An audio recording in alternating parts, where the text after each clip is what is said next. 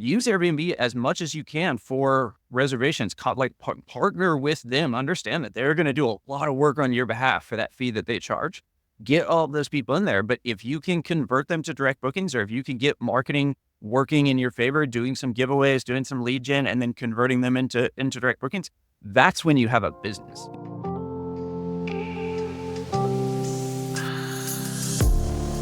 Welcome back to another episode of the Hideaways Show, Behind the Curtain Edition. Mike, I apologize. I don't have any crazy wild intro for you this week. I think the last 2 weeks I exhausted every single option I had. So I'm just going to say, Mike, happy Friday. How's it going? I will say this is the most disappointing intro to the podcast I've ever had. The highlight of my week is hearing what Jordan's going to come up with to call me today.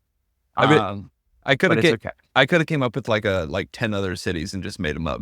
Also from continuing from last week, also from Fort Myers Beach, Florida. All right, let's find a way to gamify this. Like anybody that's listening, right? What we're gonna say, like, how many places has Mike lived just based on podcast intros? So we do like an over under 8 cities in his lifetime. I feel like I'm taking the over on that one.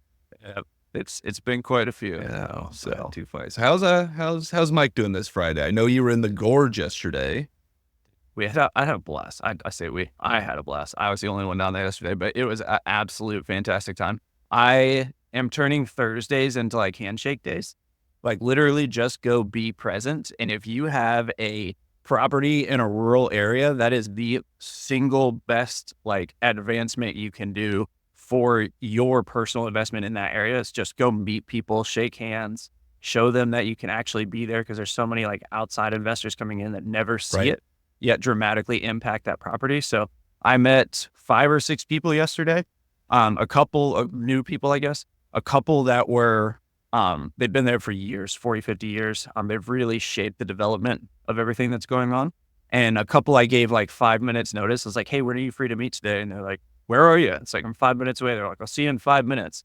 And I wound up spending 2 hours, like walking 3 different lots that they had and looking at some of the construction projects that they're doing. And one guy showed me his retirement house that he's building right now.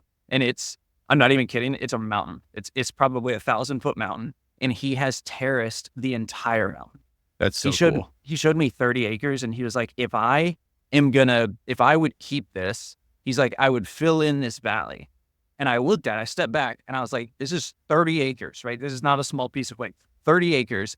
It had to have been a half-mile gap from peak to peak. And he's like, oh, I would just fill in this valley and then make it a big commercial site and sell it to someone down the road. And I was like, did you just say fill in the valley? Like, it's a mountain. I was like, you're going to fill in everything in the middle of that? And he's like, oh, yeah. It's just like Lego pieces, you just pop the building. It's like Monopoly. So the thing is, he's talking to people down there, and the locals are like, oh, Dave, Dave's not gonna finish his project. Well, then he did. It took him 5 years, and then he finished his project. And now the question is not, is Dave gonna finish his project? It's how long is Dave's project gonna take? Because he is moving mountains. It's the craziest thing. That's anyway, so cool. It was a blast. Obviously, I'm excited about it. We saw all the progress on our builds, met a couple people. Looked at a couple locations for potential businesses that are not short-term rentals to kind of increase the infrastructure and whatnot, which I think will do really well. So yeah, and more and more, every day that goes by, I look at my window here, and as much as I love the cornfields of Iowa, it's like, man, I think I need to. We might have to make the jump to Kentucky. See if I can't convince the wife if we could move now before the second kid is due. Within just an FYI, there you go. We are under 4 weeks from that happening, so I think that's fine. I think we got a 4-week window. We'll move to Kentucky. It'll be fine. I think. Dude, honestly, it's just like it's gaslighting the nesting experience, right? It's like, look, I know that you want to like build a home. I kind of want to do the same thing. It's just that mine is there, right? So let's just do that quickly prior to child arriving. Yeah. One day we keep mentioning to people. So one of these days we'll move down to Kentucky or somewhere south. So We'll see. Hey guys, real quick, the only way we can continue to grow this show to bring on bigger and better guests is if you guys rate, review, and share the show. So If you could take 2 seconds and leave us a quick 5-star review on Apple or Spotify, it would mean the world to us. But even better than that, we'll be able to reach more real estate investors and help them build out their dreams through unique short-term rentals. Now back to the show. But that's not really what I wanted to talk about today. As much as I love to gorge and hear about all your fun stories, we could talk about that all day. We tend to do. We tend to talk about it most days. But I had something come up the other day. I think it was just yesterday. I wanted to read this comment to you on a Facebook post I did. I want to get your take on it. The comment says, well, for context, I posted something. Basically, it was just saying, like, I love getting reviews. Where did it come right here? I love reviews like this where guests are sharing their experience and be like, this is the nicest Airbnb I've ever stayed in. Like, everything was perfect. This was flawless. It was right out. It almost seemed like I was out of a magazine, right? Yeah. Just sharing that. And I said, who else has had a great review? I want people to share, comment back with what they, what reviews they gotten. And this individual replies, quote, I'm not in the business for reviews. I'm looking for ROI and having other people buy me homes. But I guess some people just care about reviews. And for a second, I was like, dang it, maybe he's right. But then I paused and I'm like, no. ROI is a component of it, but reviews are also very critical. But when I read it, I'm like, I got to rattle this off to Mike. I want to get his take on it. So Mike, are we ridiculous for thinking that we are in the business for reviews? Are we in the business for reviews, or should we be focusing more on ROI? You can't have one without the other. That's literally the dumbest kind. It's not like, yes, everybody's in the business for ROI. That's the obvious. That's like waking up and being like, should I eat breakfast or should I breathe some oxygen?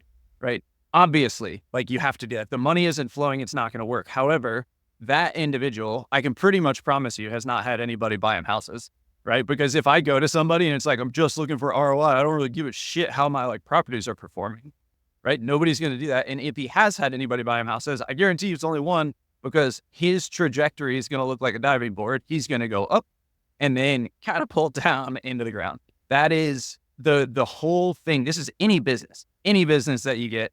The flywheel has to move, and you have to understand every single component of that flywheel. Like, yes, the whole thing adds up to ROI.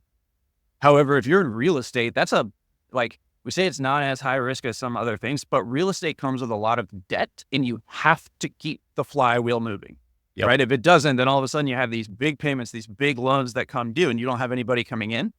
Imagine not caring about reviews, not getting good reviews, right? And then all of a sudden people are like, hey, I'm not going to come. That the speed at which you go down, it would be record, because Airbnb's algorithm, Vrbo's algorithm, Booking.com algorithm, all of these are going to start to decrease the awareness that people see, your visibility. Your visibility on the platform. It's going to start plummeting. Then when people do see it, they're going to go to your platform and be like, oh, a 3-star, a 2-star, a 1-star. Like, if you're not 5-star, right? If you've got a few hundred reviews and you're not like 4.8, 4.9, at least rounding up to 5, like, you're not going to get shown. And that guy's going to be sitting on someone else's house because they invested it for him, getting no revenue. And I would like to know how his ROI does at that point. Right. So, I thought about it. Like I said, I thought about it. I'm like, is he right? And I'm like, no, he's not right. But then again, I was like, well, and I commented back and I was like, I also agree that we are not in the business for reviews, right? Because we are not in the business for reviews, but what we are in the business for, what I said, is providing once in a lifetime guest experiences that result in 5-star reviews. It's this whole, like you said, this is the flywheel. It's everything goes together. And then that produces the ROI, right? To where it's like, if we just didn't respond to people or sent 1-word replies or, didn't provide toilet paper to our guests, or we didn't do all the little things that truly matter and cared about the details and cared about every single guest that walks through our front door, the reviews will reflect on that, which as a result will impact our ROI. So I guess indirectly we are in the review business, but first and foremost, you could, if you don't focus on providing the experience and delivering the product that we deliver as short-term rental hosts to your guest, then the reviews are pointless. So it says, not to say it's these 3 components, but these 3 pieces, if you miss on one, you're dead in the water, right? The other thing to think is like, this guy definitely doesn't have any short-term rentals. He's probably like a apartment owner somewhere. And if he's an apartment owner, by all means, like keep going. That's great. You're listening to the wrong podcast, watching the wrong Facebook posts if you're seeing our stuff. So, but it does like crack me up because we are not real estate. We are hospitality that is backed by real estate. We have the benefits of real estate, but we are a hospitality industry. And like, I would love to go to any hospitality industry and be like, I don't give a shit about reviews. Like, Right. oh, I'll just make money. It's like, okay, cool. See ya. Like, Yep. there's not a single person I would talk to. So, and yeah, that's a stupid comment. Yeah. And I mean, it's like, I know hotels are not, in the same tier, but they are in the hospitality realm, right? To where it's like, could you imagine if a hotel were to just not care about their guests? They're just like, well, let's just figure out how to make money. Like, let's just not give the guest towels. Let's just not turn the rooms after the next guest. Like, I'm sure there are some hotels that flop and people still stay in them just because they need a place to stay. It's like, okay, cool. Like Airbnb is probably the same way. Or someone's like, okay, well, let's say maybe it's a busy weekend and they're coming through China. They're like, oh, I need a place to stay. This place is terrible, but I just need a place to lay my head down. You're still going to get those guests. We don't because we're top tier. But it's, you're still going to have that, but you really, for me, like, it's just so obvious that you need to care about your guests and provide that experience, provide that quality to get reviews to result in increased ROI. And then it compounds after that is where it's like, provide guest experience, great review. Guest tells 5 people, hey, I had a great time at this place, leaves a review, comes back and books again. That's one person that becomes a repeat guest that maybe also told 5 of the people. Those 5 other people, let's say one of them decides to come stay with us. Now you turned one person into essentially 3 reservations because that person's coming back and their friend is also coming now to stay a different weekend. So then that's your viral coefficient. That's the single best thing that you can increase in your business is your viral coefficient. Have advertise to one person, have them tell 3. You got a 3-to-1 ratio for your ads. Like it's unstoppable at that point. However, it 100% depends on them having a good experience. Right. And it takes time. It's one of those where it's not going to be tomorrow where person's going to come back and maybe they will. Maybe someone will book again the next week and they won't replace that much. But more than likely, that repeat guest is not coming back for another year, maybe another 6 months. And if that's the case, but if you play that game, well, if you do that for every single guest, and let's say 50% of your guests become repeat guests, that's a 50% increase next year. If you then also get, new guests at the rate you got the previous year, right? So that just starts to compound. It starts to grow. And that's where I think why we love these unique short-term rentals is we can increase revenue, we can increase ADR, but we're also providing these unique one-of-a-kind experiences that increase our repeat guest pool that then you start to see, okay, occupancy's rising. Okay, well, let's increase revenue, but we have repeat guests that love our properties and they realize what they're going to get by paying and coming and staying at our place, that you can take those. Visualize 2 levers, right? You got ADR and you got occupancy. A lot of times it's ADR up, occupancy down. There's no team up there. But it's true. Like, and I'll say that to people and they'll kind of like, they'll raise an eyebrow and be like, you can't do that. I'm like, but you can. You absolutely can. Now, could you do that with a standard, short-term rental that doesn't wow anyone and you're not getting repeat guests? More than likely, no. You're going to be playing the one lever up, one lever down. But that's, I think, one of the sole benefits of being unique and providing a exceptional experience that you can take them bad boys just boom, boom, all the way up and to the moon. Yeah. And we've seen that.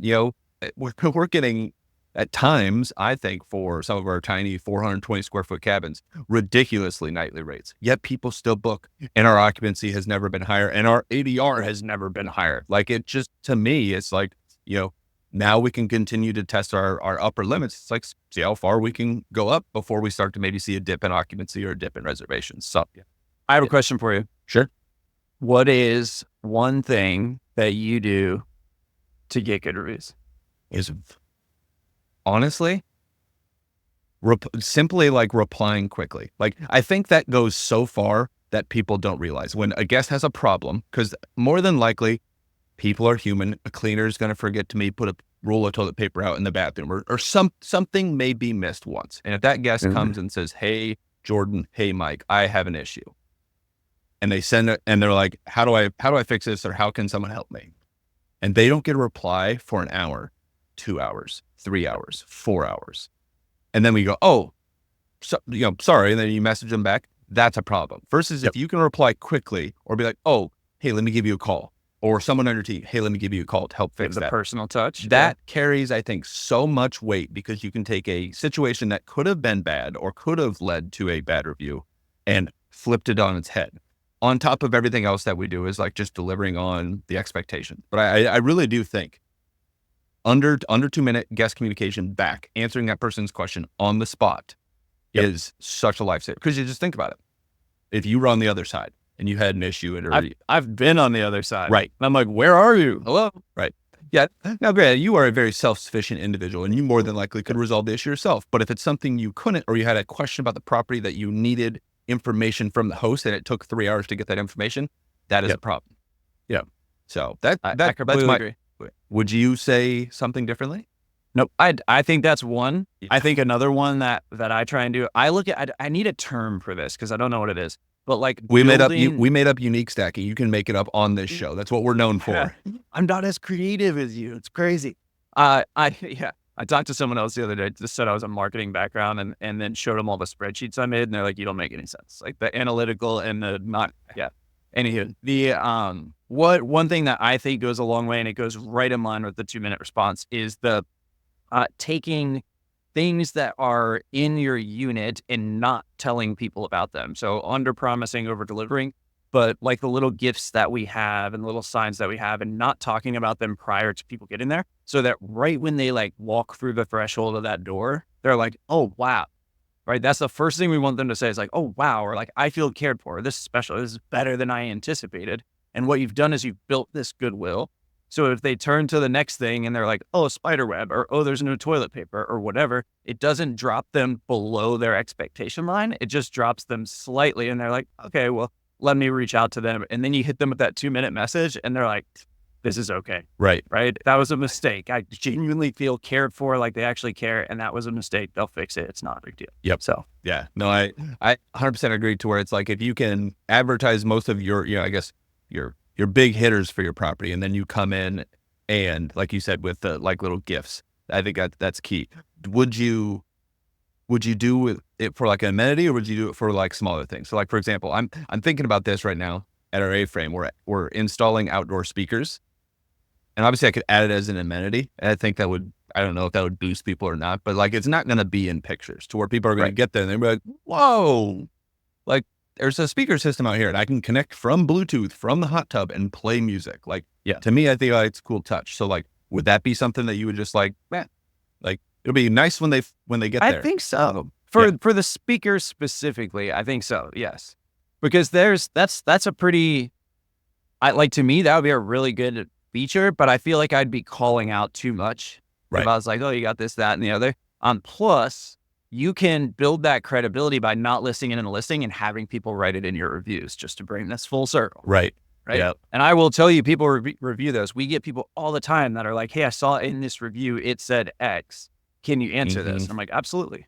Yeah. So it's so true. I always would love to just like sit on the corner. I mean, on the shoulder of someone who's like searching for an Airbnb. Obviously I've done it a million times and it takes me a year and a half to just even figure out if I'm going out of state, like with my wife, like we're trying to find a nice place. It'll take me forever to narrow down the properties, but I would love to sit on the shoulder of a guest who's like trying to book our place and like, look at like almost like be able to take notes of when they go, ooh, that's cool. Like, oh, that's cool. Like I have a strong little light bulb moments. Right. Like I feel like I know what it is, right? Yep. Our photos and our amenities and everything like that. Yep. But for example, the Taoist, the Naturalist, the Stoic. The Stoic does well because we added the hot tub. Like that's a given. It's an obvious. We know that's why that property is doing well. Taoist and Naturalist, very similar. I think one has a pop sun chair, the other has a couch. Like that's really the big difference, big kicker on that. Yet one does drastically better than the other. Very similar photos, the layout's the same. I think one has a green wall in the living room and the other has a white wall. Like other than that, everything's the same. Like literally it's set up perfectly and one does tremendously better than the other. Right. It's been so long now that I feel like we should paint the wall. If that's it, let's just paint the daggone wall. Yeah. Yeah. But hey, we're working on something there with those cabins, either a mural or some sort of vinyl. So stay tuned on that. But yeah, send us some ideas. Send us a mural you like. Yeah, no kidding. That would be cool. If you have that's one thing, I can think of things in my mind that I want, and then I go to like tell people and I'm like, does that make sense? And a lot of times I'll get that glazed like look on their face, and I'm just like, it didn't make sense. Like in my mind, I know what it That looks happened like. to me yesterday. That happened Yeah. to me yesterday with the landscaper. I was like, look, I'm looking at this fire. I gave him a picture of it. And he's like, okay, well, you're going to need to make it 17 feet wide so you can fit chairs in here. It's like, why do I need chairs in here? It's like, where are they going to sit? I was like, did you look? Like, I just explained this to you. It's like railroad ties. That's the backing. Like the whole, and I was like, I thought I did a really good job. And I was like, no, the whole therapy thing of like, say it and then have them repeat it back to you. 100% in this industry. Like that is what you have to do. Yep. Yeah. It's, But tomato, tomato. You know, for me, it's, yeah. we'll see what happens with that. But no, what I was saying is like, I would just love to like sit there and be like to be able to like pinpoint the small things that are like catching people's attention, as any host would, right? Because everyone always asks like, how do I increase my reservations? How do I increase my revenue? Things like that. I did read as I was scrolling various Facebook groups yesterday before I had the privilege of receiving this comment about revenue versus reviews versus ROI. I read someone's post and they had indicated they're like, hey, I did well from June to September, but since then I have 0 reviews. And I'm like, well, I can kind of tell initially what happened, right? Yep. July, August, September. Yeah. That's 3 months. Seasonality. Well, that seasonality, yes. But then also that's the typical Airbnb honeymoon Initial phase. Airbnb. Yes. You get that bump and they're like, now we just are very slow. And I looked at where they're at and I'm like, it was, I think they were in Myrtle Beach, and which is a very popular market. And it's like, what I saw was like a very nice condo, but a very nice condo that there are 50 others of, right? And what I basically said is like the property itself is gorgeous. Like you have done nothing wrong with the property itself. Like you are delivering a top tier product. If I were coming to the area and I came across your listing, there's a decent chance I would stay with you, right? Yep. But she was thinking, she's like, well, how do I fix this? She said, unfortunately, like there are so many other properties in that area to where it's like, you have to think through the lens and from the perspective of why would they book your place versus the place next door if it's exactly the same? Like why? Yep. And if they're the exact same and they're $10 cheaper than you, there's the answer, right? It becomes this, as you mentioned, this race to the bottom with price when you're competing against all these other properties. It's like, okay, well, if we're all the same, why, what makes someone say one property versus the other? Okay, reviews could factor into that. If one host is just terrible and they have all 3 stars, one has 5 stars, sure, that could factor. But if they're all the same and one's cheaper, you would be foolish to not pick the cheaper option, right? If they're the exact same. So you're playing this race to the bottom. So don't be the same. Yeah. And that's what it was, is like, I think condos are a little bit more challenging to where being able to stand out, you definitely can. Like you could come at it from a perspective of amenities within the condo. I don't know what ability they have to do things to, to the walls or decorations. Obviously they don't have a ton of land to be able to play with, but that's the only challenge that I see with. You know what I'd lean into with a condo is instead of amenities, because you can't like add a hot tub to a condo, right? But I would look at partnerships. Like what can you offer if you're staying in, where was it again? Myrtle Beach? Myrtle Beach. There's a million things to do in Myrtle Beach. It's like, go make some partnerships and be like, hey, can I give, 10, 20% off to everybody that stays here, and throw that all over your listing. Thinking about going go-kart racing? I got you. Thinking about playing golf? I got you. Thinking about going to the wave pool? I got you. Right. Yeah. That's smart. And it's like, I think there are, and what I said is like, you're not necessarily dead in the water, right? There are ways to do well. It's just going to take some creativity, and it's going to take you, thinking outside the box to be able to get to that point. And I think that's one of the benefits we have, to whereas we are in an up and coming market, we have unique properties that have a lot to offer with a lot of potential that could be added to them even still.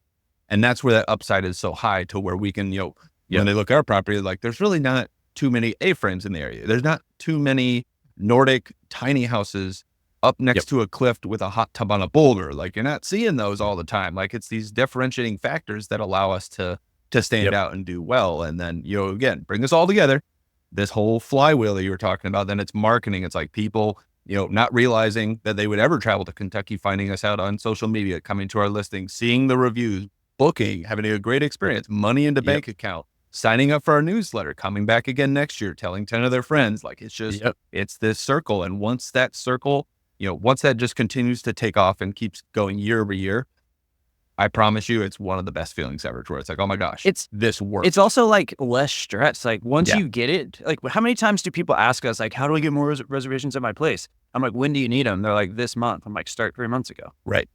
But that's the only answer, right?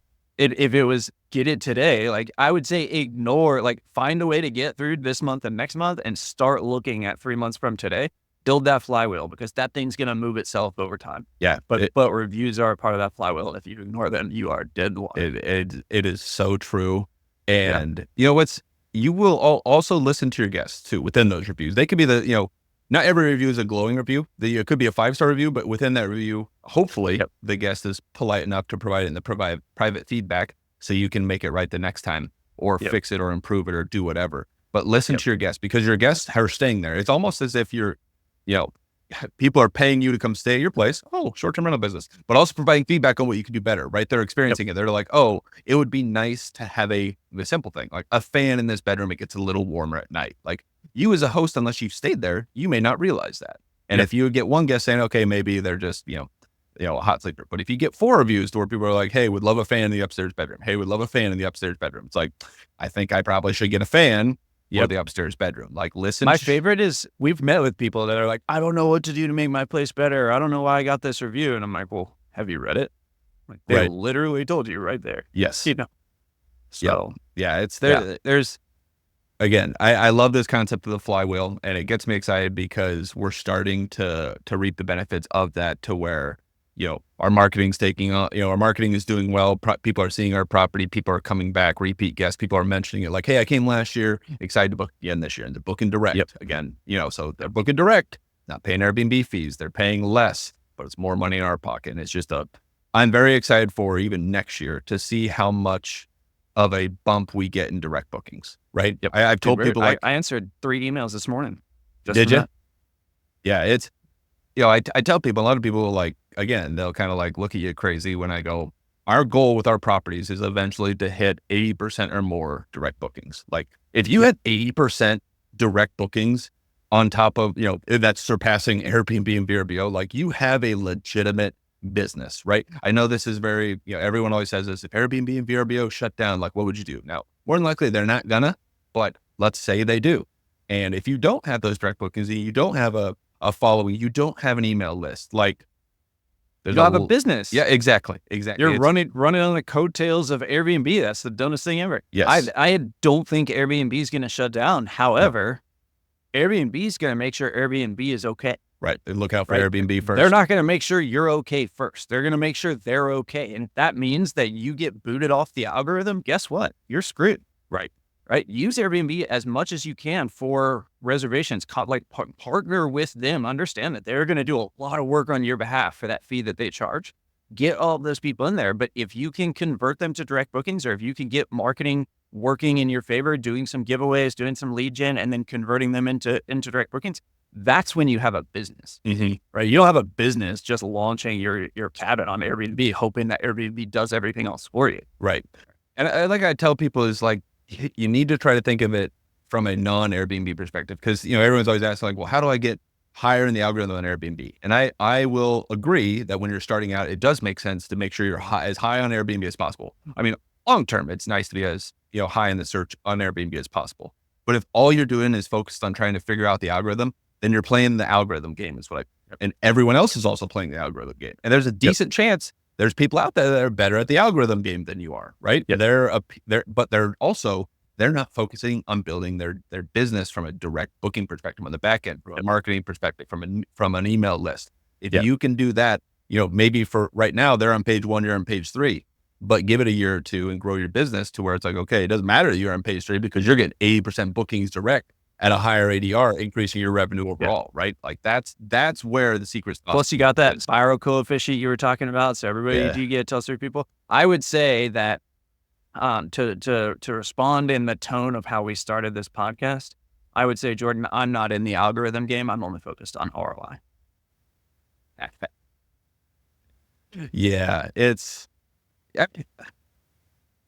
I know not everyone is focused on the unique stuff. We very much are, and I want to preach it from the mountaintops because I don't think people realize the potential there with unique stays and doing it from a unique perspective. So many people are still having issues and challenges with these standard properties to where I'm surprised that anyone would say they're only focused on ROI, especially if you're focused on Airbnb so much. You need the reviews. Like that is your lifeblood for your business because you are on Airbnb, which relies on reviews, and the algorithm itself. So, so to summarize all of this, it's like, I almost want to like, too bad we didn't have a VA for this. Maybe one day I go like this, like a flywheel, and they could draw like some graphic, but it's true. It's like, you can't focus on one piece of the business and expect the thing to be a well-oiled machine. It's got to be the whole gamut. It's got to be the whole flywheel. It's got to be every component of it to actually see yourself grow to a level that you want to grow to. Because I think a lot of people, me included, initially on my first property, I thought I could buy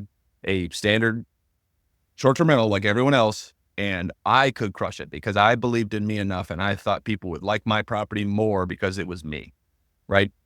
And I quickly found out that as much as everyone around you would tell you this is the greatest property ever and I can't wait to come stay there, don't listen to those people, because more than likely they're never going to come stay at your place as much as they as they mean they will.